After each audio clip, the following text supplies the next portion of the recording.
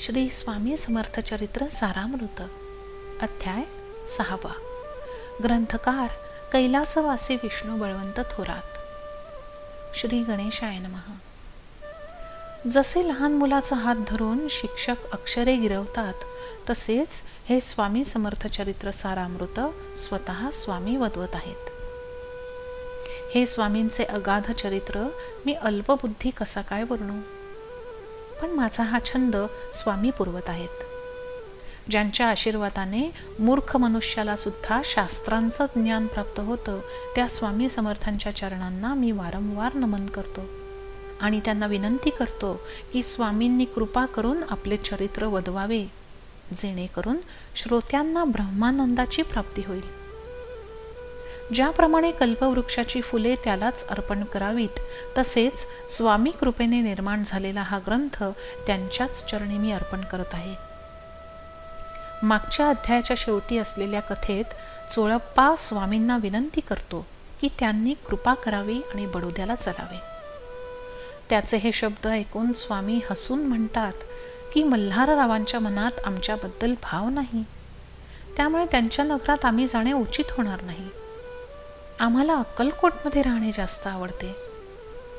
स्वामींचे हे बोल ऐकून चोळप्पा खिन्न झाला. त्याने लगेच येऊन तात्यासाहेबांना घडलेले सर्व वृत्त सांगितले. हा प्रयत्न सुद्धा फसला.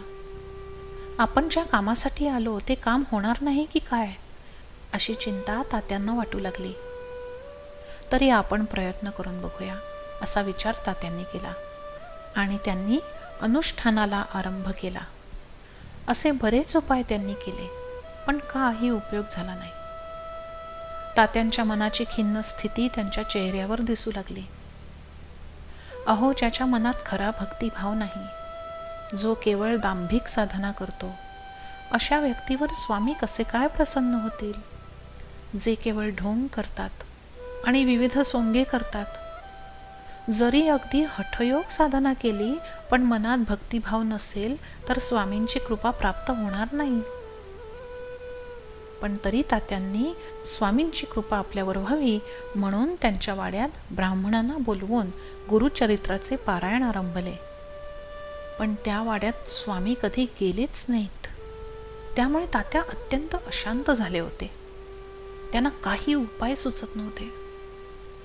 राजे मल्हाररावांनी ज्या कामासाठी मला पाठवले, ते काम माझ्या हातून होणे अशक्य आहे असे वाटते. आता मी बडोद्याला जाऊन राजेसाहेबांना काय सांगू? तिकडच्या लोकांना मी तोंड कसे दाखवू? आतापर्यंत केलेले उपाय करून स्वामी प्रसन्न झाले नाहीत. आता एक युक्ती करून स्वामींना इथून पळवून न्यावे, असा विचार तात्या करू लागले. पण स्वामी हे साक्षात ईश्वरमूर्ती आहेत, हे अज्ञानी तात्यांना माहिती नसल्याने त्यांनी एक कुटील युक्ती योजली. पण त्यातही यश मिळणारच नव्हते. एके दिवशी योग्य वेळ साधून स्वामींना तात्यांनी मेण्यात बसवले आणि कडब गावचा रस्ता धरला. अर्ध अंतर मेणा आल्यावर अंतर्यामी स्वामींना तात्यांच्या मनातले सर्व काही कळले. स्वामी मेण्यातून खाली उतरले आणि परत अक्कलकोटला आले. असे बरेच वेळा घडले. हा उपाय सुद्धा चालला नाही. मग स्वामी राजवाड्यात जाऊन राहू लागले, तेव्हा कोणतेच उपाय चालेनासे झाले आणि तात्यांनी हात टेकले. अशा प्रकारे बरेच प्रयत्न केले, ते सर्व फुकट गेले. दिवसही फुकट गेले आणि पैसे सुद्धा फुकट खर्चले गेले. हाती अपयश घेऊन तात्या बडोद्याला परत निघून आले. मनात भक्तिभाव नसेल तर स्वामींची कृपा होत नाही. पण मल्हारराव राजे यांनी स्वामींना बडोद्यात आणण्याचे प्रयत्न सुरूच ठेवले. त्यांनी सर्वांना विचारले, कोण जाईल स्वामींकडे? तेव्हा यशवंत नावाचा एक मराठा सरदार पुढे आला.